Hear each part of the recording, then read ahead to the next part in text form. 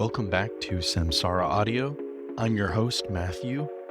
Got a real treat for you this week. A wide-ranging conversation with my friend and colleague, Dr. Cleo Kearns. She's a scholar of religious psychology, of ritual and sacrifice. We've been chatting since the middle of last year, and Cleo actually recently wrote a review of my book, which was extremely kind. So it feels past due for her to come onto the podcast. This conversation was probably one of my favorite I've had in a long time. If I was going to pick just a couple highlights, I'd probably point out we discuss her book about the Virgin Mary and the way that she participates in Christ's passage from the imaginary to the symbolic. We also get into the different ways that the Catholic and the Protestant traditions treat sacrifice, whether a sacrifice is taking place during the service or not, and the significance of what is happening in a sacrifice. Cleo introduces us also to the difference between the priest and the shaman, as well as how the prophet or the preacher can be read as a subcategory of the shaman. These are exactly the types of conversations that I want to host on Samsara Audio. So without further ado, let's jump right in. All right, really happy to be having this conversation with Cleo. We've been chatting for a while, and we finally get to sit down together. How's it going, Cleo? Very well, thanks. Nice to see you. Yes, I have been really looking forward to this conversation. There's a lot that we can talk about. Honestly, there's probably a lot that we won't be able to catch up on. So we'll have to leave that for another conversation. But I wanted to dive right in. You put out a piece last night. I was going to ask you about Girard, but lo and behold, as I'm scrolling through my Substack feed, I see this volley just show up in my feed. And I'm like, oh, Cleo's already gone on the offense, and she is coming out swinging against Rene Girard, kind of the boy of the day amongst the tech bros and the like, and especially community that you and I know well, Other Life. I wanted to start off talking about Girard just because I know that you kind of have quibbles. Maybe quibbles is a too nice way to put it. Yep. But also it's a good segue into Lacan, who is a mutual friend and interlocutor of ours. So I'm curious, in an age when Rene Girard is very popular, his mimetic theory is getting taken up and used in a lot of different places, why do you critique Girard? How do you see the problem of those who are picking up Girard and using his work? Yeah. Well, first of all, within its own domain and in a limited way, there is a lot of pertinence to Girard, and I don't want to dismiss that. My broadside and my polemic is motivated partly just by his enormous popularity. So I'm happy to grant him the fundamental insight which around mimetic desire, which I think has legs and is important. But let me just frame this by saying that the way I came into contact with Girard was distantly through my work in biblical studies, but immediately was because I was working on theories of sacrifice. So it's when he feels that sacrifice is the central function of what he sees, and when he gives his analysis of Christian sacrifice, that I really get uncomfortable. Okay.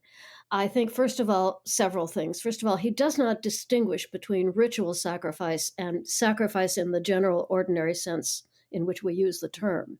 And I think that methodological distinction is very important. It allows him, not doing that, allows him to talk about sort of a general diffusion of a certain kind of problem into society that doesn't exactly work the way things work in a ritual context. And I can say more about that. So that's one thing. Okay. Then, and the other thing is that I do not believe that his construct of sacrifice, particularly as he applies it to Christianity, really does the work he wants it to do. He wants Christianity to have ended sacrifice and ended scapegoating and have exposed the structure of that to a point where people see the horror and let it go, right? I hold the view that sacrifice is a vital part of both human and devotional life. and that the construct he has of it cannot do the work he wants it to do. And I believe that that's demonstrated clearly by, as I say in my little screed, by the scapegoating of the Jews, which is just a new scapegoating method or construct that gets unleashed by Christianity. Not by Jesus, let me say, but by Christianity. So that's a problem too. Now, underneath this is the question of mimetic desire. And I have very ambivalent feelings about that concept. I'm just working those through. So I'm not going to say more about that. But I do say in my screed that I think he has an extremely narrow and dark reading of human nature. And I'm a Catholic verging on the Pelagianism, so that's hard for me.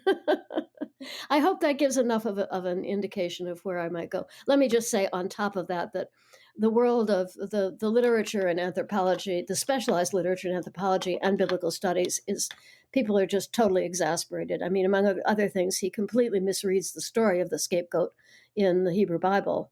And then his other ethnographic examples are based on, I don't know what they're like, Freud's totem and taboo. He read something in a book and thinks he's doing ethnography.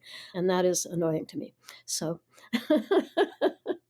I heard this in your critique. I like this perspective of the revelation of the scapegoating mechanism doesn't really end the scapegoating practice. I think that Zizek's pointed this out about our society, that actually the unmasking of ideology does not end the ideology. It's actually sort of just there's a new level of cynicism that's opened up to where you can look at it and the acknowledgement of it actually serves as the disavowal. Oh, so well said. I definitely get the sense that there's a lot of literature about this that I don't that I have not read, but that you have, especially from reading the introduction to your work, of just this really detailed breakdown, just a survey of what's going on in sacrifice literature. And I've got a few different directions I could take that, but I'm wondering, in the kind of context of talking about Girard, would you position Girard as an Abrahamic sacrifice as opposed to Marian sacrifice, or would you say he hasn't reached the level of either? Or am I misunderstanding your concepts? No. It's a very good question. You're making me actually think. Give me a minute to actually think.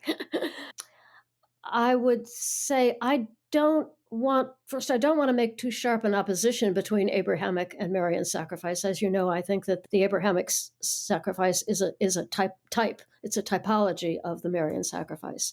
So I wouldn't want to set those against each other. But in relation to Girard, I don't think he does either. I don't think he sees either in terms of the actual function they're performing, because they're not really about scapegoating. There's several things. For one thing, in both Marian and Abrahamic sacrifice, there's an extremely strong and important bond between the so-called victim and the sacrificer. And it's obvious in the Abraham story. It's Abraham and his beloved son, right? And culturally, they're one thing, and Mary and her son as well. So even on the ordinary level, there is that. And so there's not a sending off of the victim. There's a deep connection with the victim, who is then sent not off, but up, so to speak. And I don't think he sees that, or sees that, for me, coming out of that Nancy J. work, that those forms of sacrifice really are profoundly about establishing a lineage. Now, there is a degree of exclusion there. If you have this lineage, you construct it by excluding these other lineages, right? But that exclusion is not the same as scapegoating. It's a deeper problem than that. Do you see what I'm saying? I hope that's clear. Yeah, Ishmael is not being scapegoated. He's just not a part of the lineage. The lineage is being established through a particular line. Yeah. And in fact, he's blessed and told in Genesis that his offspring will found a new nation. Right. I mean, he's the other line, the shadow line of the main line, so to speak, and that's not scapegoating. So again, there's that. You just said something that kind of sparked for me. You said that Abraham's sacrifice is actually a typology of Mary's sacrifice, which is interesting because I don't think that people typically read it that way, but they should, because the New Testament, at least in a proper theological hermeneutic, is the fullness that everything that the Old Testament is pointing towards. It's not that Abraham is the sacrifice par excellence. He's actually pointing ahead to a greater sacrifice of which Mary is sort of presiding. Yeah. Thank you for bringing that out. A first version of this was simply trying to make the case that the typology is Mary as the new Abraham, and that the only reason people haven't seen that and celebrated it traditionally is just gender blindness. How could that be? She's not the same gender, and that gender difference matters, as my book tries to show. Marian's sacrifice is not the same as Abrahamic sacrifice, but his sacrifice is the type of hers, right down to the beautiful kind of chiming or echoing resonance. Such a famous moment in Hebrew when Abraham is called and he says Hineni, back to the call of God.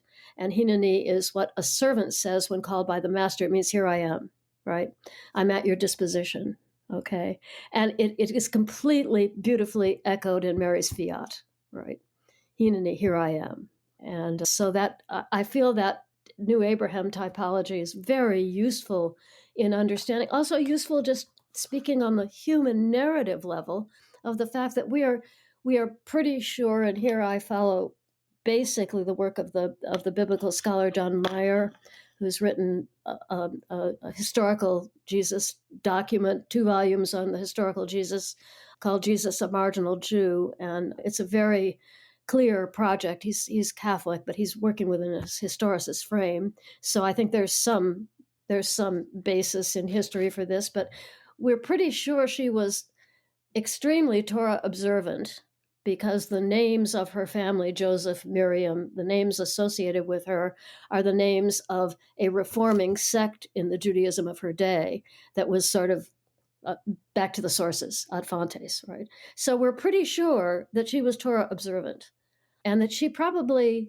knew Torah. Whether she could actually read it or not, in the tradition, she can read it, right? And so when she reads, when she hears that she's going to bear someone who might be the Messiah, she's thinking about what it is to bear the son of the lineage, the blessed son of the lineage. She's thinking about Abraham, and she's thinking both, this is dangerous, right? And it'll be okay, just on the human level. Do you see what I mean? And so she's actually, when she questions that call, when she says, how can this be? She's actually, in my reading, kind of negotiating the terms of a contract. She's saying, I will accept this responsibility and this pain and this danger for a son if you will write the script according to Abraham, if he's going to be okay. And that's why I quote the line from John's Gospel, your son will live, right? In fact, Derrida says that the promise that your son will live is one of the central promises of the New Testament, which is a lovely observation.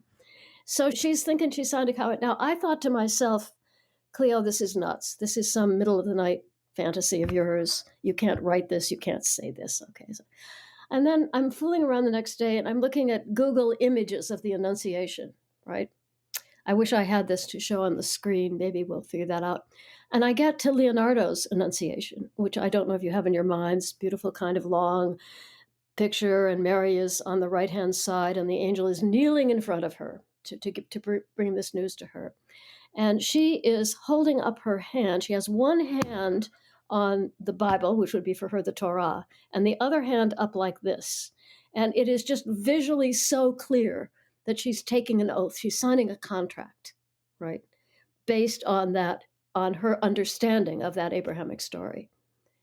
So you can imagine that then she's expecting that angel to appear and that ram to appear up until the moment of Jesus' actual death, right? As were, I think, the disciples as well. And for her, she goes through the same process that Jesus goes through when he says, my God, why have you forsaken me? She's like, there is no angel.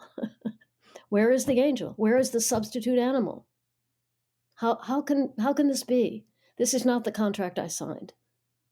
Right. So I am fully trying to register the heaviness of that. That is the one part of the blade of the sword that went through her heart also, that was prophesied, that she would also endure a sword through her heart. Right. So I talk in my chapter about the importance of silence in both of these narratives. We don't know what she was feeling or thinking then. And she's not the first person to whom Jesus appears. We know she got through it, right? Because she was at prayer with the disciples in the upper room after the resurrection. That's the last mention we have of her in the Testament. So we know she was at least able to participate in the ongoing life of prayer around her son's mission. But we don't know that she had an apparition of him. We don't know that she saw him, right? We don't know. Not known. Well, I can't help but, out of lurid curiosity, ask you what your opinion is on the official Marian dogmas, like her Assumption, her Dormition, like these sort of things. Well, they're I think absolutely superb and essential document is Jung's Answer to Job, which actually discusses the doctrine of the Assumption. Right? It is. His view is that it's a bypass, it's a denegation of the trauma of world wars, right? That dogma became official in 1950, and he feels it was a response to the trauma that you just can't have your mother dying. It's just too traumatic, right? So it's a kind of what do I want to say? A kind of papering over of the trauma. And that position is taken up and developed by Kristeva in this great meditation called Stabat Mater. So I'm just alluding to the literature and continental philosophy around this. Both of those documents are major theological statements and need a theological critique, which they don't often receive. So I think that doctrine is of great interest. I think the difference between the Eastern and the Catholic Church on that is interesting, because in the Catholic Church it's an assumption, in the Eastern Orthodox Church it's called the Dormition. So in the Orthodox Church she just falls asleep, right? And in the Catholic tradition she's actually raised into heaven.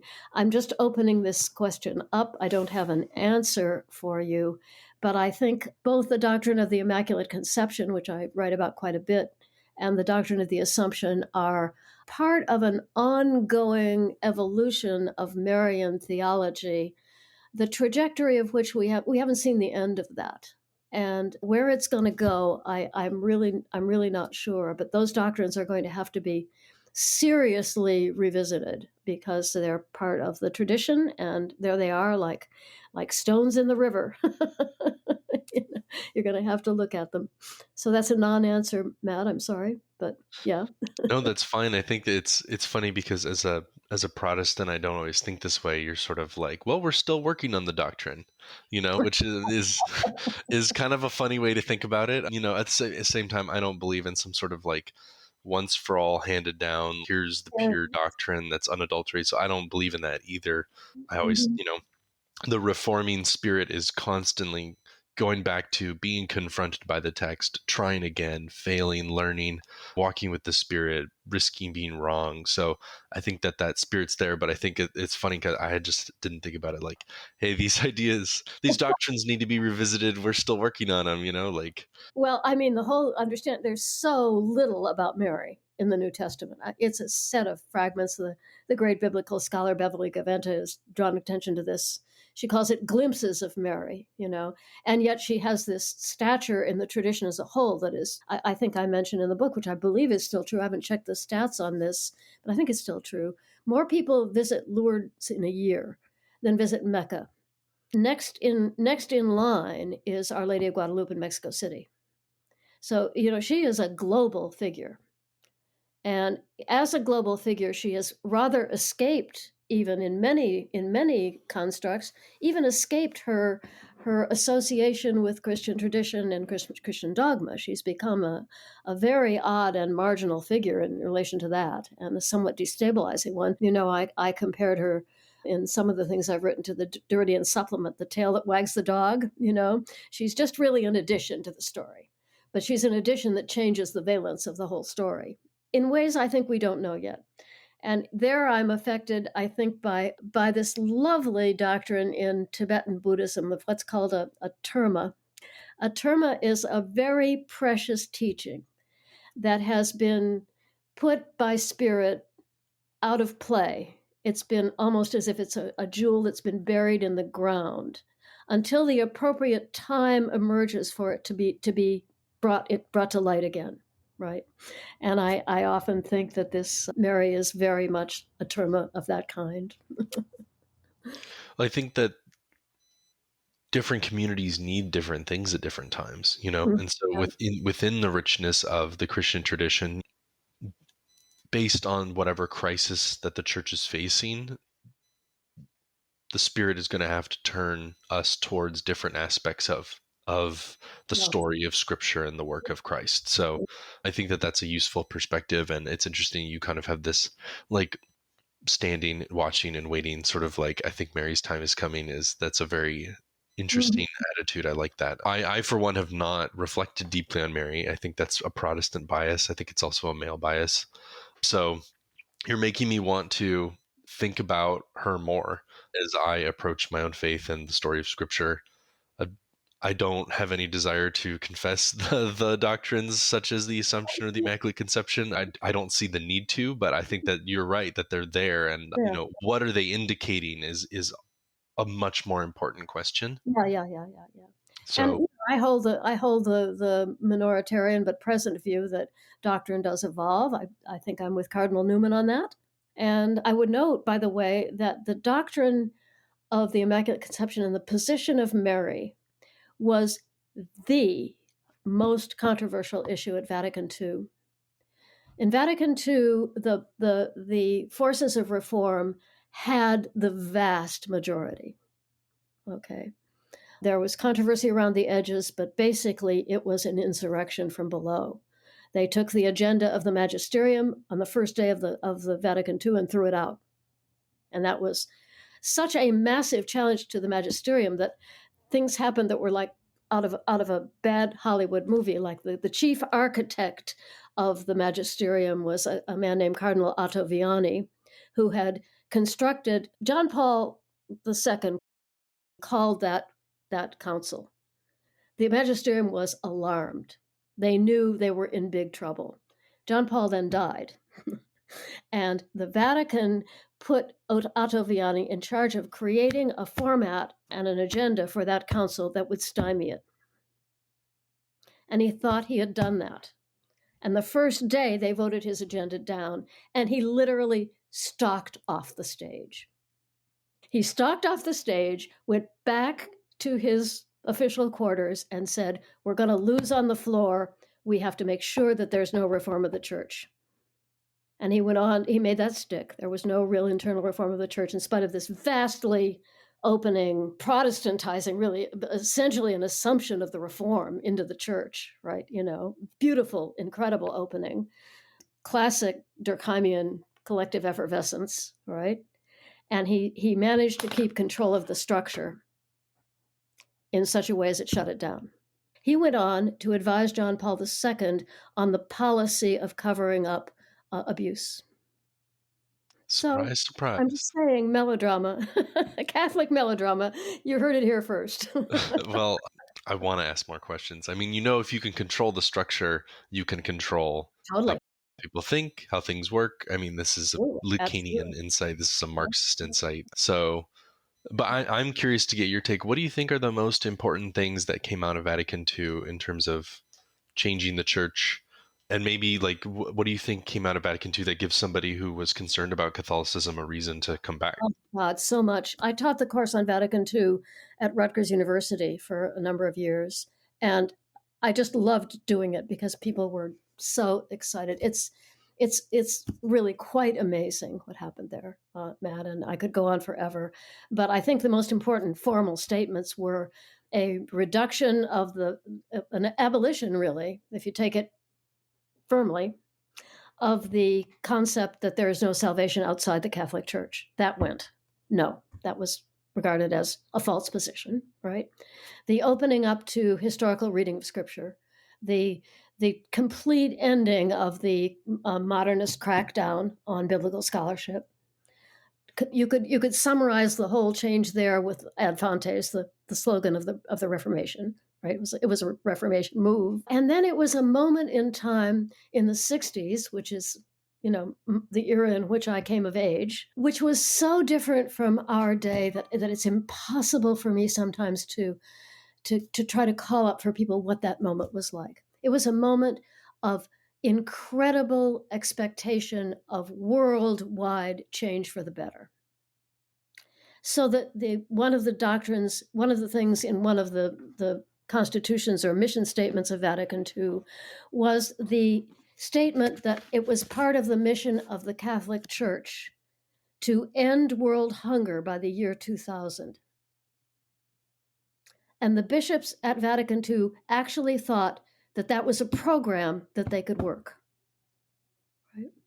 There was a very strong movement which nearly passed to require every bishop to live at the level of the poorest member of his diocese.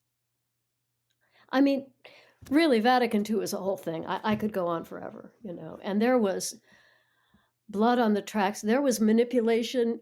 Honestly, it's a great story. I often want to write just the soap opera level of it, because the magisterium, Ottaviani and his crew, they just didn't have the votes. I mean, the numbers on the reforming side were massive. 2/3 at least vote for reform on almost every vote, sometimes more, sometimes up there in the 80s. Right. So this is a massive movement from below. But what did they have to do to control that? Well, first of all, they had to hold tight to the structure. And secondly, they actually tried to fudge the ballots every once in a while. It's an incredible story. I mean, it's just like, I want the soap opera version yeah, from yeah, Cleo. yeah, I want yeah. the that would be great. Just like the blow by blow. Probably That would just be great. do a YouTube on my anecdotes about in my reading of Vatican II, and there are just some there were a couple of true saints of God at Vatican II. Cardinal Bea, would you say, who was in charge of the ecumenical dimension, who was in charge of the liaison with the Protestant Church, was a man of unbelievable sanctity and vision. So wonderful things came out of there. Now, But as a Protestant, I want to know more about how you think that the Catholic Church shifted its view on salvation.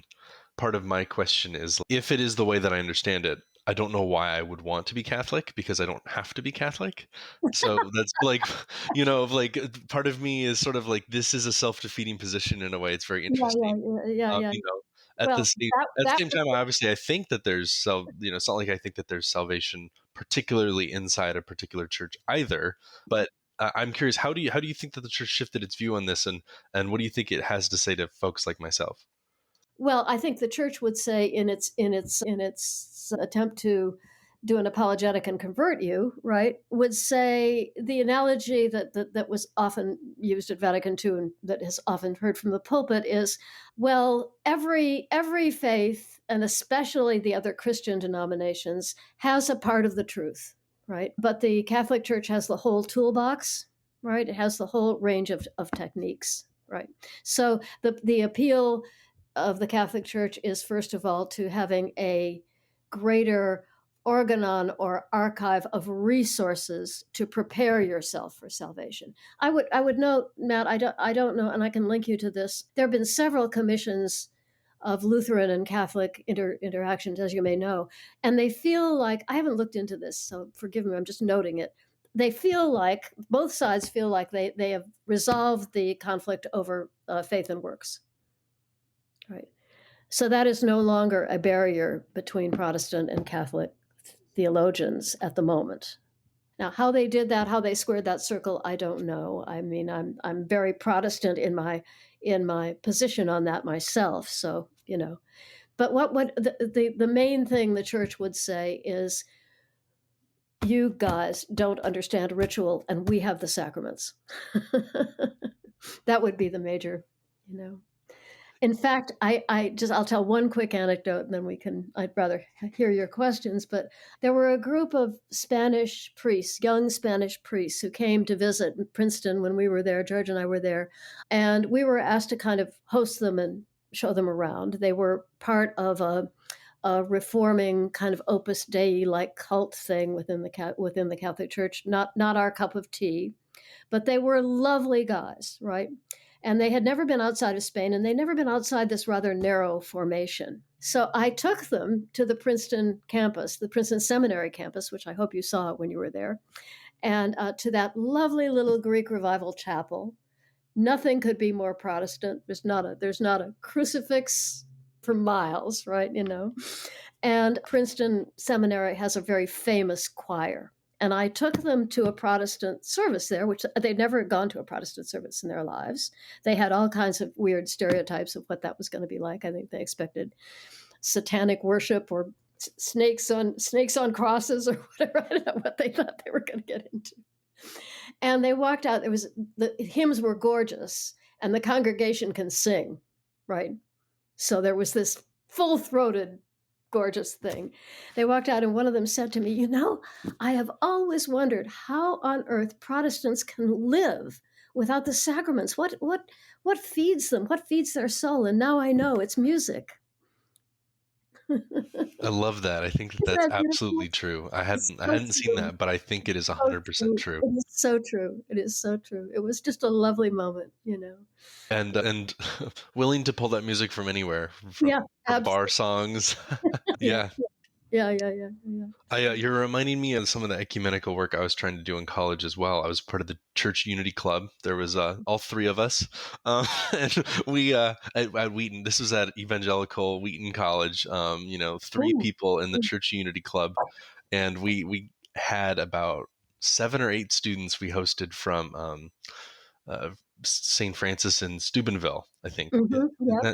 That's St. Francis, right? So very Catholic folks, but they wanted to come and see and meet us. And we had such a wonderful weekend with them. And I was in the Orthodox Presbyterian Church at the time, the OPC, and which has a connection to Princeton, very deep. Mm-hmm. Yeah. We were actually having one of our presbytery meetings that week on Saturday. And I knew that some people were going to be up for ordination. And so I took the Catholics to our presbytery meeting, and they got to watch the young ministers just get grilled. Theologically, just the older pastors were just coming after, just asking questions and question and attacking all their answers and stuff. It was so fun to watch. And the Catholics loved it. They were like, this is great. And they'd never experienced anything like that before. So that is still, that was a really fun experience. Oh my goodness. I wish I'd been a fly on the wall. Yes. I feel like I'm much less ecumenical these days, just maybe out of a lack of time. Mm-hmm. I was watching a video last night about how a lot of folks are going to Eastern Orthodoxy, which you mentioned that your husband went to Eastern Orthodoxy. Yep. More and more people seem to be going to Orthodoxy, which I'm fine with if they have the understanding of what they're getting into. I do feel like there's a lot of sort of Eastern Orthodox propaganda out there about we're so great, we've got the unadulterated truth, we're unchanged from the apostles, which it's just simply not true. There's a fundamentalist line in that construct that is very powerful. I agree. Yeah. And there's also some very dubious politics around Russia too. So yeah, that is another thing to bring up. Like how the Ukrainian church and the Russian church relate to one another. So there's a lot there. But anyways, I am a real fan of the work of David Bentley Hart. Do you know his work? He's a theologian and philosopher, and he is oriented to the Orthodox Church. And many of my friends, how can I say that? I mean, in those days, George and I in the academy, we lived in an entirely secular world. People thought we were batshit crazy for carrying on this Christian thing, right? And I'm also, a deep, longstanding member of the left. So I was on the margins and exiled from every possible line, right? But one of the things that I think attracted people around Princeton, particularly Al Rabateau, is a very famous African-American scholar, grew up in the Black church, and Princeton Art Museum had an exhibition of icons And he went to that exhibition and he had one of those direct experiences, road to Damascus kind of experience, a complete mystical revelation and call. And he left the Black church, no small thing, to be a founding member of the Orthodox community in around Princeton there. Many of those people were embracing Orthodoxy because it had for them no cultural baggage. And that is always a mystification, you know. There's a kind of, I've participated, I've done that. I mean, I know what it's like to walk into a new situation where you can actually drop a lot of baggage around your identity from past lives, right? It's fun, it's good, it's important, but it's also naive. Yeah, you are picking up new baggage, even Yeah, if you don't realize it you yet. are, and you're And associated with people who have a lot of baggage. So, yes, yes. yeah. No, that's interesting. And that was one reason I moved from the OPC to the PCA, the church that I'm in right now. Uh-huh. Very much just an attempt to like a little bit of a clean slate. You know, the Mhm. PCA doesn't have as many of the sort of infighting and the quibbling that the OPC has. It's smaller. You know, the OPC is more niche. There's just more to fight about, I guess. So Can you say, I'm not familiar with those two things. Can you say just a little more? What has attracted you to the OPC? So the OPC was where I grew up, the Orthodox Presbyterian Church, and Okay. I'm currently in the Presbyterian Church of America, which is sort of the largest conservative Presbyterian denomination, at Okay. least not in the Dutch Reformed tradition. Obviously, the CRC is larger than the PCA, but there's a strong ethnic Dutch component there. So you know, the PCA uh, would kind of position itself against the PCUSA, the old mainline Presbyterian churches. The OPC is older. You know, it came from Mhm. J. Gresham Machen, who taught at Princeton University. He Well, was the okay. one who left Yeah. the PCUSA, started the OPC back in like the 30s. So, but it's smaller, it's more staid. You know, like you're not Yeah. going Yeah. to see. Yeah. There's Uh-huh. no guitars in worship. You know, that type of thing. But I'm finding that the PCA is, while it doesn't check all of my liturgical boxes, I do find that, you know, the influence of Anglicanism is there, which is nice. Mhm. Our confessions are modeled after what's in the Book of Common Prayer. I'm really thankful that our congregational prayer life is interactive. Mhm. You know, like the elder is praying and then we get to engage after each prayer, as opposed to in my old church, the elder would go up and he would just pray for like 15 minutes and you'd just be sitting there in your pew and you're just like trying to stay awake. So go on and I'm on. hearing that you feel a little more liturgical energy in your new lineage. Even if it doesn't check all your boxes, it's got more of that. Yeah. Yeah, I would like to be in an Anglican church if it was possible, but there just Mhm. are not any solid Anglican churches here in my area. Mhm. Although, for what it's worth, I'm really happy that I have a friend who recently took over a little parish, maybe about 40 minutes up the road here, and he's tripled the size of the parish. They didn't have a Oh, priest for years, and he yeah. took over, and he's knocking door to door. He's praying the hours and leaving the door open. He's got people coming in because they smell the incense and they're curious what's going on, and then he Beautiful, gets to talk beautiful. with them and pray Yeah, with them and invite them to church. And so I'm just extremely happy and proud of him and the work. Just beautiful. That's so beautiful. cool. Yeah. I think one thing that made made George happy in the Orthodox Church, it was in every possible way a lovely place, full of converts. But the cantor was a graduate of Juilliard. He's a very famous tenor. And the liturgy is very in continuity with the liturgy of the synagogue. And it's just the role of the cantor is crucial, and the music is unbelievable, and the liturgical energy is so intense that my son, who has, for some reason, some kind of deep reactivity and a strong nose for any form of culty kind of behavior, he just was horrified. He fled back into the arms of a good old giant Princeton staid Catholic church. And, he was young. I mean, he was 14, 15, 16, and no, older than that, 16, 17, 18. But he could not take this unbelievable liturgical energy, which George and I were eating up. So the role of liturgy and the role of the sacraments, I think, is a crucial thing to think about across all of these. My theory of sacrifice hinges on the Catholic and Orthodox investment in what I call strong sacrifice. That is, the sacrifice is, in a sense, still present and still repeated, and it still has a very material, bloody dimension to it in the practice today. And that requires a priesthood. It requires that priesthood be masculine. It requires a set of dogmas that will support that. It's a very particular thing. And the Reformed tradition gets to step outside of those particular constraints in a way. So the prohibition against women preachers in the Protestant tradition is purely cultural. There's no theological barrier there because it's not really a sacrificial rite going on there. It's an anamnesis, it's a memory. It's not a current sacrifice. That's a mouthful, and I have never succeeded in getting an elevator version of that made any sense to anybody. But the thing I will say is this is all Nancy J., who spends a lot of time on this in her book. I have never read anything that made it so clear to me what the structural difference is between Protestants and Catholics as that book, because of the continuance of a strong theory and practice of sacrifice in the high church that the low church has said no to for some very good reasons, right? And I think if you focus on the theology of the Eucharist, you can see the differences unravel from there.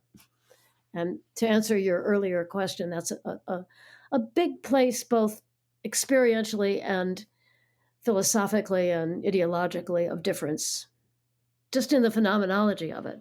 Going to Mass is a different energy and feeling than going to a Protestant service. And I have a tendency to immerse in one or the other and then flee to the other one for a little cleansing. I find consistently that it's just the dividing line is really not particular doctrines, it's the Eucharist. Like, we were on vacation and I went to an LCMS church, Yeah. Lutheran church, Yeah. and they didn't let us take the Eucharist. Yeah. And it's like, I'm also Protestant. I'm also Yeah. baptized in the name of the Trinity, and you're not going to let me take Eucharist. Emotionally, I was like, are you kidding me right now? And then part of me was like, I'm just going to accept this and go along with it, because I understand that they hold these convictions for reasons, but it kind of blew me away a little bit. But that's always the dividing line. Roman Catholics will say, like you pointed out, salvation is not exclusive to the Catholic Church, sort of thing. But then we won't even take the table with you. We can't sit down at the same Lord's table together. It's sort of like, to me, it feels like a slap in the face. It's like, you don't really mean that. You don't really think that I follow Christ. And as I say, when I have people who were not Catholic came to my son's baptism, and I said, I have no problem with your accepting the Eucharist because I am, and I don't think that was necessarily correct. It was back then. I was very emotional. I'm not sure I would do that now. But anyway, I just kept thinking to myself in a good old Protestant way, what would Jesus say? Would he be standing there telling you can't have any of the? But I want to revert to the anthropology here, because this is really an anthropological issue. It's not a theological issue. Anthropologically speaking, rituals of sacrifice have to debar people who are not on the bus with that form of sacrifice. There are very complicated reasons for that. But first of all, if you have a strong sacrifice where a living thing is killed, okay, you have to have a set of protections around that. The reason you have to have a priesthood is if anybody picks up a knife and kills the victim, it's murder. It's like, it's like being in the military. It's okay to kill in the military because you've been authorized, given that role, and the role is defined, but it's not okay to just pick up a gun and kill somebody. So there have to be, anthropologically, there have to be constraints around that, because that ritual, that kind of ritual, a sacrificial ritual where something is visibly killed in front of you, creates a very strong affect. And that part of that affect is to divide people who want to participate in that sacrifice and people who do not. So again, you're entering into a space of very strong taboo. Do you follow me? Which is really only because there's something bloody serious going on in there that is very problematic. And you want to make sure that you've got a strong container around it so the violence doesn't leak out, and so that somebody doesn't step in there without knowing what they're getting into. Because a ritual like that will change you, regardless of your presuppositions coming in. And it's almost not fair to subject somebody to that sensorially powerful, altering experience without an understanding of what they're getting into. I'm not justifying this. I'm just because I think it's purely anthropological, and we're being, theologically, we don't have to be confined by our anthropology. We can enter a realm of grace where there's a different economy. But I do think that there is the great Marian scholar Rene Girard used to say there's an unconscious diktat, right? There's an unconscious sense that to come close to a sacrificial ritual like that, you need a boundary. So your mention of economy makes me think of the reading you did in your book of Lacan, and how the basic way that I understand your description of what's going on, especially in the book of John, is basically God is establishing his line on the earth through a differentiation from Mary, and sort of an elevation of Christ from Mary's son to Mm-hmm. Son of God, like this move from the unconscious and the imaginary to through an alienation under the name of the Father. This Mm-hmm. alienation leads to the realm of the symbolic. Mm-hmm. And so there's this change going on where now no longer will there be sons and daughters by blood, but there's now going to be sons and daughters under the name, baptize them in the name of the Father, Son, and Holy Spirit. There's this spiritual and symbolic shift that's going on. And I'm curious, could you go into that more of how you see the sacrificial economy in Scripture shifting in light of the work of God in Christ on the cross and then the resurrection? That's such a deep question. It goes to the heart of my argument. So I'll give you one answer, and then we can go on to a deeper conversation. I see the work of sacrifice there as establishing this new lineage, right, which is essentially the church. This is subsequent to the crucifixion and the resurrection. Okay, so but there's a need to establish a new lineage that will not be based in biology, but will be based in the symbolic. As you're saying, I'm just repeating your summary of my point, which is exactly what I was trying to say.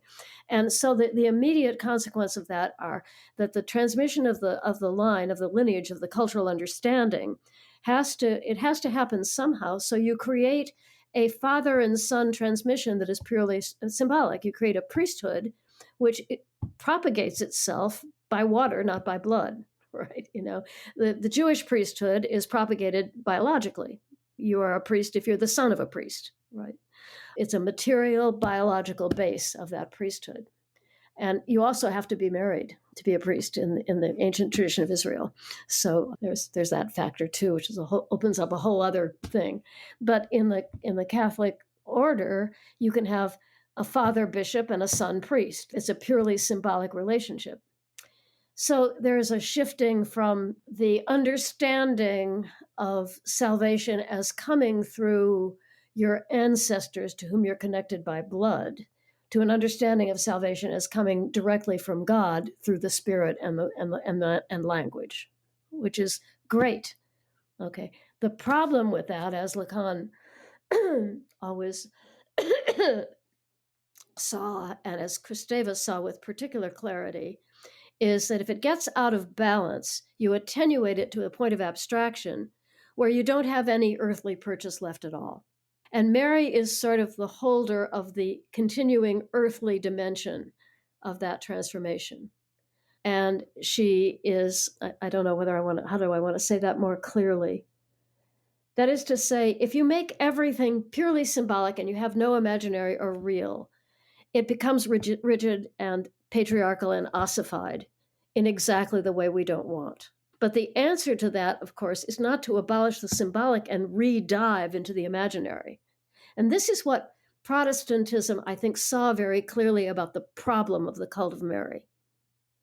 They saw it I'm going to put words in their mouth, retroactively. They saw that there was something regressive into the imaginary there. And that is certainly true. I mean, one of the things about doing any work on Mary is the tide of verbiage, the level of kitsch, right? The level of sheer unmediated immersion in mama, mama, mama of the imaginary is unbelievable and pointless. I mean, it's really regressive. And this is what the reform movement at Vatican II felt about that. This is some reversion into the imaginary that bypasses the symbolic and the real, both. And the forces of conservatism that wanted to hold on to Mary were, yeah, but if you go too far toward the symbolic, you're going to end up in some fragmented little Protestant church in suburban Minneapolis. You're going to lose the sacraments. You're going to lose your purchase in reality, in phenomenological experience, and in the continuity of life on earth. Was that utterly spacey? I'm so sorry. No, that was awesome. I love that. You're totally right. That what the reformers saw in Mary was absolutely this immersion in kind of Freud's oceanic feeling, yeah, kind of this desire to return to the womb, this sort of wounded child running to mama to be completed. Yeah. I agree with you, and I really appreciate you pointing that out. But that is one thing that I think is crucial about Christianity is the way that it does elevate the symbolic. I got at this in my own book, the way that a subject, as opposed to a self, emerges is through language, and that free subject is never fully captured in any particular system. So there's no way to just disappear into an ethnos and have this pure experience of a nation and that type of thing. Imaginary wholeness and exactly purity, as in Mary Douglas' Pure Danger, you get purity. No, Mary is exactly on the border of those two things. It's the virgin birth. She's pure, but she's also an actual mother. So she functions as a kind of, at the best, that figure can function, as I'm saying, as a kind of hinge or portal between those registers of symbolic, imaginary, and real. When the system gets out of balance, you either have too much symbolic or too much imaginary, or you completely lose your whatever and descend into the real and have nothing to say. Right? I mean, it's a Borromean knot. This makes me think about the doctrine of Mary's perpetual virginity, the idea that Joseph never had sex with her afterwards. It's kind of like, if you take that line of thinking, there's maybe this argument that the perpetual virginity of Mary is necessary to kind of keep her out of the economy of jealousy and desire. Yep. In a way. Yeah. Interesting. I hadn't thought about it that way. I mean, if you bring a psychoanalytic wisdom to these doctrines, there is so much to be gained from meditating on them, And this is what I'm trying to say also in my Substack about reading scripture in general. Scripture it's not a scientific treatise. It's not a performance. It's an invitation to recreate in yourself the wisdom that is being evoked there. And I think these doctrines are the same. They're not meant to land on our heads. They're meant to actually activate something. And you can be critical of them. You can find them appropriate at one time and not another time. But to dismiss the wisdom of the tradition out of hand, I think, is a mistake. Yeah, I agree with that. And I do think there's a movement within Protestantism that's more and more realizing that. So I've been encouraged by that and influenced by folks in that direction too. So I'm curious, I haven't been able to fully get an answer to this, but was it Mary that led you to the question of sacrifice, or was it sacrifice that led you to the question of Mary? I have very strong feelings about the importance of sacrifice in life in general. And they come to me from a lot of different domains. It was sacrifice. I didn't actually have, at the time, a particular devotion to Mary even. I can't say that. I think I mentioned in the preface to my book that there was the seed for that book was planted when George and I were in Turkey, and we went to Ephesus, which is where, by legend, John took Mary after the crucifixion to keep her safe from the repression in Jerusalem. And there's a small shrine to her outside of Ephesus, up in the mountains, not far out of town, but high up in the mountains, very beautiful, that was said to be the house, the little hut that he took her to. And it's a very venerated shrine by Muslims as well as Christians. Very strong devotion to Mary in the Islamic tradition, as you know. She's the only woman mentioned by name in the Quran. And so it was beautiful to be there. We were high in the hills. Now, there are two competing legends of what happened to Mary after the crucifixion. Both of them are legendary. One is she stayed in Jerusalem and died surrounded by the disciples in this peaceful way, was assumed into heaven, lilies all around her, right? And the other was that she went to Ephesus and died there. So we don't know, okay? So I was a new convert because part of my conversion was falling ridiculously in love. So George was Catholic. If George had been Druid, we might have a problem here. I was gone. So, but I was raised in the Protestant church, and I had gone through a very long period of profound atheism. And so the Catholic thing was quite new to me. So there at that shrine, long story short, at that shrine is guarded by the Turkish military and manned and staffed by an order of nuns. I'm not comfortable with either the nuns or the soldiers. And I'm feeling restless and odd. At the same time, I'm feeling this incredible Marian. It was spring, it was Easter. The birds are singing. I'm feeling like, whoa, what have I gotten into here? So I turn to one of the nuns and I say, sort of in my Protestant tourist mode, rather forcefully, I say, what is the evidence that she was ever really here? Right? And this lovely nun, I can see her to this day, turned to me and she said, my dear, I do not know if she was here then, but I know that she is here now. There were 2 or 3 times in my life where I have experienced a true Catholic rebuke of my Protestantism, and that was one of them. So Well, the seed was planted there of the Marian side of that. But I was really interested in sacrifice, and then I was really just blown away by Nancy Jay's thesis, which she's a very well-known anthropologist, and that book is important in anthropology. I think it would be more important. She died just shortly after she wrote it. She was the daughter of Robert J. Lifton, who was a very famous Harvard political scientist, and she wasn't around to back that book up. And I think it would be better known if that had not been her karma there. But anyway, so no, I didn't come to that through Marian devotion. My Marian devotion came after the fact, as with T.S. Eliot. Yeah, so I wanted to ask about where that interest in sacrifice took you next, because correct me if I'm wrong, the Mary thesis and work was sort of your doctoral work. Is that correct? No, that was after that. What it took me to next was, first of all, intense period of George had a series of strokes, and I was a new mother, so there was a gap to intense immersion in the struggles of that. But where it took me next was an interest in ritual, and it took me into the study of ritual, which I have written about extensively and hope to write more. And it was through that interest in ritual in anthropology and theology that I got interested in sacrifice in that way. Make sense? So I'm also very interested in shamanism. I'm interested in all forms of ritual life, and in it's probably what, besides falling in love, what drew me to the Catholic Church was. And then I was very worried for a while because my husband was in every way my guide and mentor, and somebody I revered profoundly and continue to revere. And so I cared about his good opinion. And when I got into the shamanic stuff, which I was fully in on, I've actually been initiated in the Andean tradition of shamanism, and I studied that intensively for a few years. I was afraid to ask him. It was because of the stroke, he wasn't talking much anyway, but he was purely very cognitively present. So I didn't. And finally, what turned out to be the end of his life, I nerved myself up to say, George, what are you uncomfortable with this shamanic thing I'm doing? I'm terrified of the answer. And he looked at me and he said, Cleo, it's no problem for me. The Mass is the greatest shamanic ritual on earth. So I felt blessed and encouraged in my shamanic interest. And the Andean tradition in which I was initiated is very syncretistic. After my major ritual of initiation, the teachers who were initiating me, it was their practice to end the initiation with the Hail Mary and the Lord's Prayer. So there was a fusion of my Christian and my shamanic ritual selves there, which was comforting.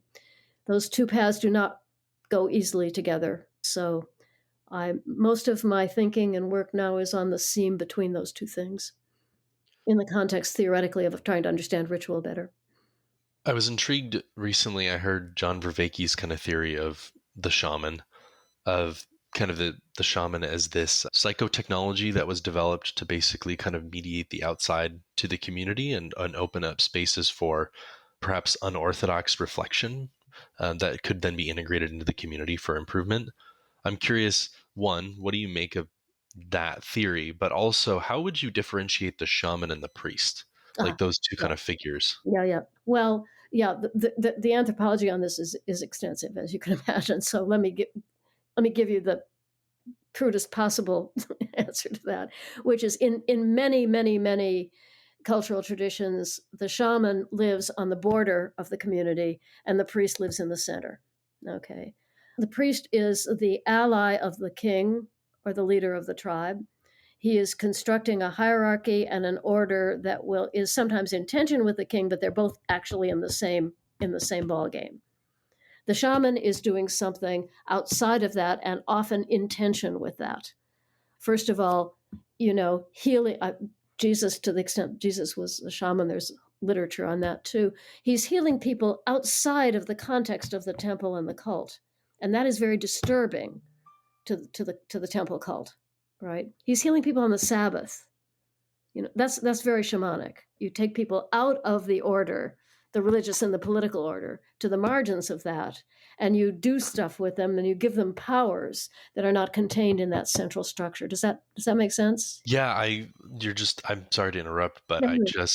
you're making me think about, like, so then what is the prophet? To me, the prophet is this marginal figure who kind of is the difference between the prophet is like a proclaimer of the word versus the Uh, shaman is like a giver of powers, or well, let's just take the concrete example of Black Elk, who, by the way, was a convert and a practicing Catholic and a catechist, and also a very, very great shaman. I think Black Elk would say shamanism has a subset, a dimension, a specialization that is about bringing in a vision for the people. The basic practice is you go and talk to these spiritual entities around you, you negotiate with them, and you want to bring something home. You either want to bring home a healing for somebody or an attack on your enemies. It's a purely practical transaction, right? These are not gods in our sense. They're spiritual entities. They can be good, they can be bad, they can be partial. They don't see the whole picture. You're negotiating with them across the barrier between ordinary and non-ordinary reality. Okay, good, fine, no problem there. But there is a subset of shamanic practice that involves going higher than that and getting a vision for the people, which is what happened to Black Elk. Usually happens spontaneously in the shamanic tradition, and it's often begins with a breakdown of an illness or an ordeal, which is what happened to him. And you're bringing in what the kind of prophecy we would experience from the Old Testament prophets, right? A vision for the people. But that's a subcategory of shamanic work, and it's not the business of the priest to do that. In fact, that prophetic vision is often a critique of the priest, which is certainly is in the Old Testament, in the Hebrew Bible, right? well, that to me makes me think of the opposition between Protestantism and Catholicism, because if we're positioning Catholicism as the preserver of this strong sacrifice, to me, it's very clear that the Protestant and the Reformation has gone all in on the prophet role. We're the ones who have the word, and that the word is what confronts power. It disrupts communities and structures, and your own structures and internal community, and that we're kind of like going all in on that, on the word, against the image. Like, we don't have the image, we're to like push Exactly. out the imaginary, this full investment in the symbolic. But you're saying that that is just a subset of a broader shamanic practice. In the cultures that have shamans, it's a subset of that. I'm trying to think of the analogy of the Karo people in the high Andes. That's the lineage into which I was initiated. They fled up into the Andes during the conquest, and they went so high up that the Spanish couldn't actually breathe up that high. So they preserved their shamanic tradition unfractured by Christianity from the deep past, and they syncretized it with the Franciscan tradition, which was in Peru before the Dominicans. Church politics there that you can read off another way. Anyway, they don't use much plant medicine. They fast. intensively on bitter herbs. And then they go up into the mountains, into the high mountains, and they're praying for a vision for the people. Now, whether they think of that as a matter of the word, they certainly think of that as a matter of the word in the sense that the purpose or the what emerges from that vision is a need to come down into the marketplace and preach, which is not necessarily true of a shamanic healing. In fact, very often a shaman will heal somebody and say, "Don't tell anyone," just like Jesus did occasionally. He said, don't go tell the temple. Just keep this under wraps, right? So, but a vision really requires of you that you preach it. So they, in the 80s, they managed to keep anthropologists out deliberately. They wouldn't let an anthropologist in there until the 80s or 90s, until the teacher I studied with got in. Lovely stories about that. But anyway, in the 80s and 90s, they would do these vision quests. They would fast for quite seriously for a period of time, abstain from sex and from ordinary human life, and then go high up into the mountains and pray. And their prayers are prayers of total repeated praise for creation. It's one of the most beautiful traditions I think I've encountered. There's a YouTube called Wisdom Keepers of the Andes, if you want to have a feel of what that spirituality is like. And at the same time, they're praying for a vision for the people. And in the 80s or 90s, one year, their elders went to those visions and they saw that their villages were burning. They came back and struggled with what the message was. They couldn't figure it out. They went back up again the following year, and they said they saw in a vision, "Oh, it's not our villages, it's the world. The whole world is burning." Right? They're seeing essentially climate change.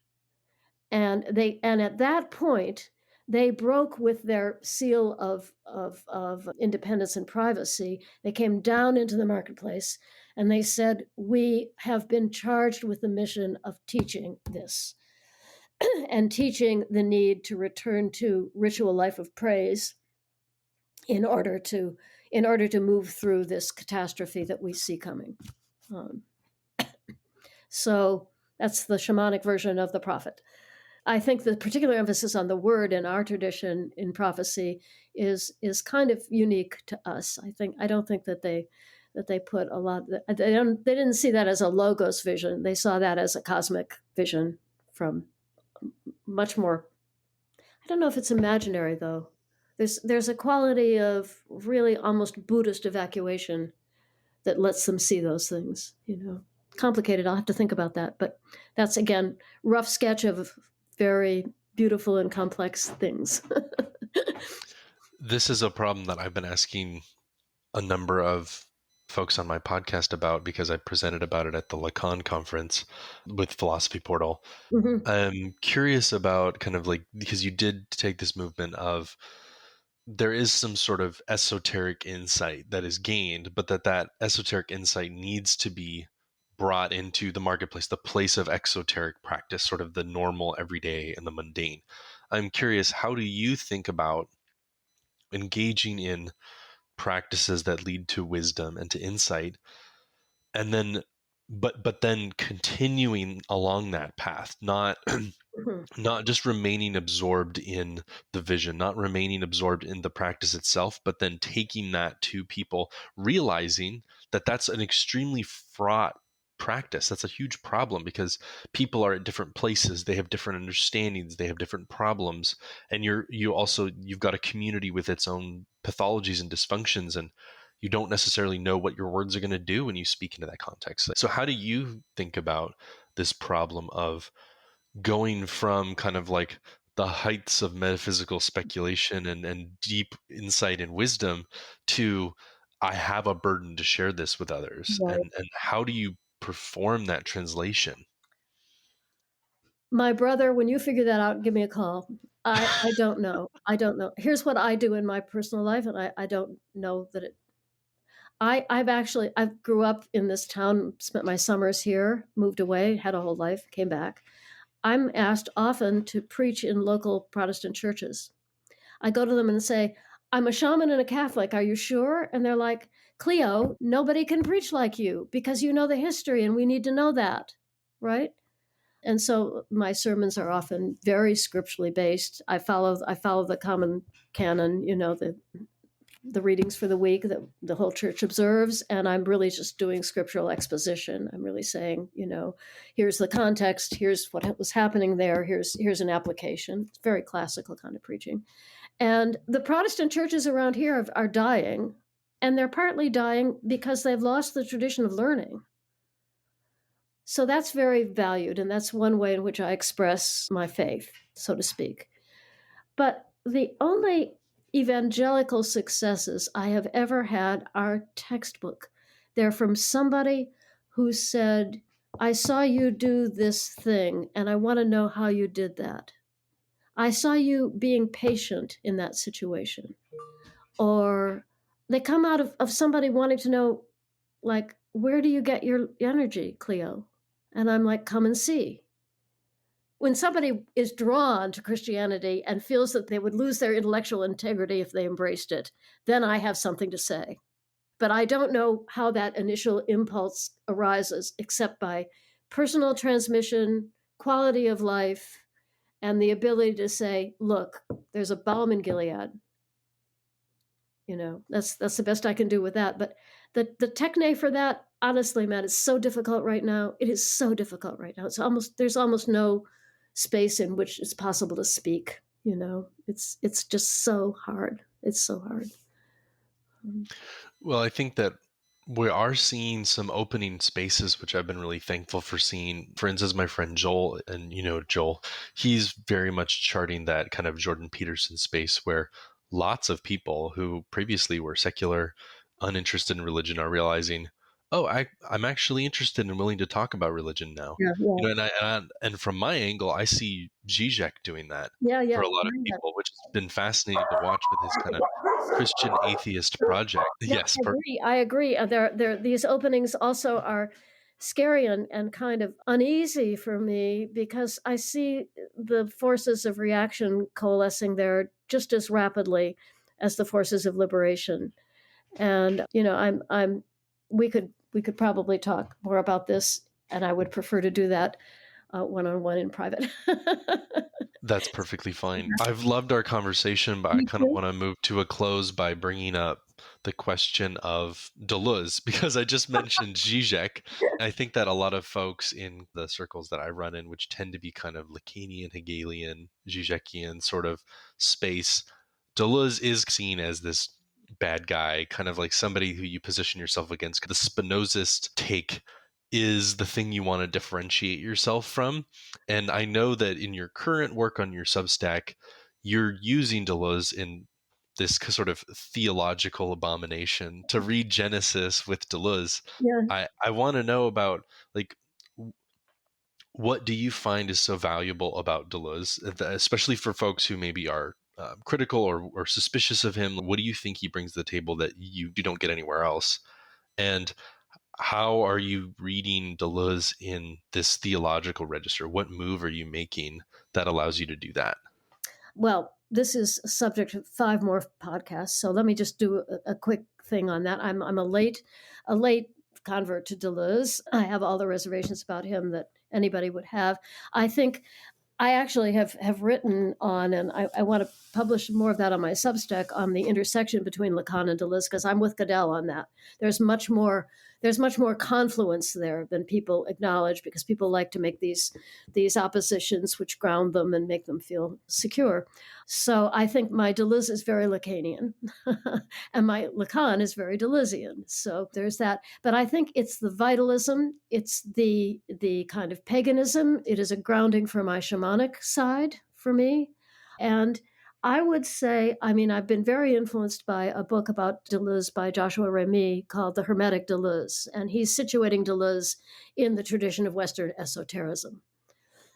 And I think that's very accurate. This is about theodicy and theophany in the Eastern sense of becoming divine through the use of alterations of your faculties.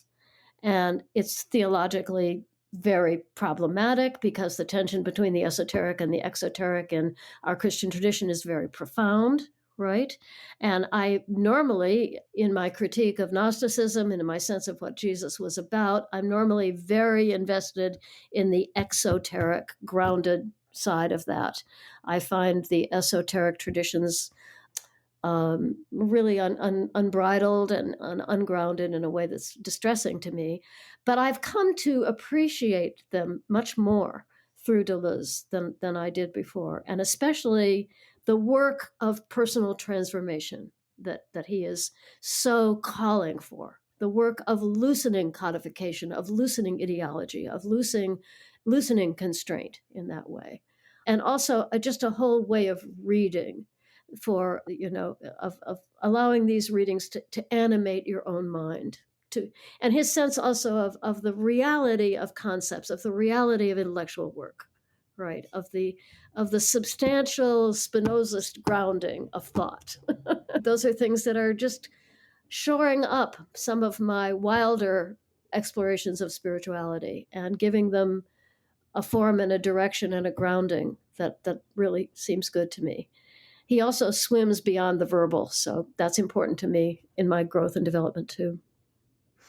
Before we go, I want to give you an opportunity to plug what you're working on your Substack to my listeners. My Substack is organized around the thesis that the work of continental philosophers across the board is in part a response to the Holocaust, and that you cannot read it outside of that context and really understand what it's about.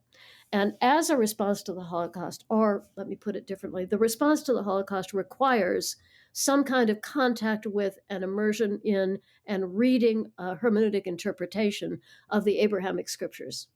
And I'm arguing that that is much more conscious and deliberate and present in continental philosophy than people have realized when they have thought of it as the latest avant-garde articulation of a secular point of view. I'm not trying to baptize these people. I'm trying to say they are reading scripture hard and in a really important way because they are so hugely aware of the scandal of the Holocaust for the Abrahamic traditions. They're also immediately aware that their great heroes and idols, Nietzsche and Heidegger, are slightly tarred with the brush of fascism. And that creates a crisis, really, in Western thought and Western tradition that I think can't be read apart from that context. So I'm doing this in my Substack newsletters around reading Genesis, which is really fun. And I spent a lot of time talking about the scientific reading of Genesis in recent Substacks, which has also been very fun and very educational for me, and talking about, yes, there's a category error when people start reading Genesis as if it were a description of scientific creation. But there's also some beautiful energy that is released by putting the scientific account and the theological account next to each other. So I'm doing a lot of that. But going forward, I'm going to be really directly reading Genesis and reading the opening of John's Gospel, reading Genesis with Deleuze and the opening of John's Gospel with Derrida. So two figures that are discountenanced in our world, Matt, but that's me. Well, I think going where others aren't going, finding treasure where other people don't see it is always it's fun. I take a special delight in that practice. I have to say, there's a certain jouissance to that practice. Absolutely. Lovely note to end on. Well, thank you, Cleo. I've had a blast. I really appreciate your witness just as a person, being somebody who's followed God for so long and in such a creative and differing ways that run against the current. To me, it's an inspiration as somebody who doesn't feel like I really fit in anywhere, and am working on embracing that and working with it. And understanding that there is a level of being a follower of Christ is just not fitting in. That's like a core. That's a core part of it. And so I just appreciate that. I look forward to us talking more and having more conversations. Thank you. Thank you. Thank you. Thank you, Matt. It's just a delight and a breath of fresh air to talk with someone who gets it. Thank you.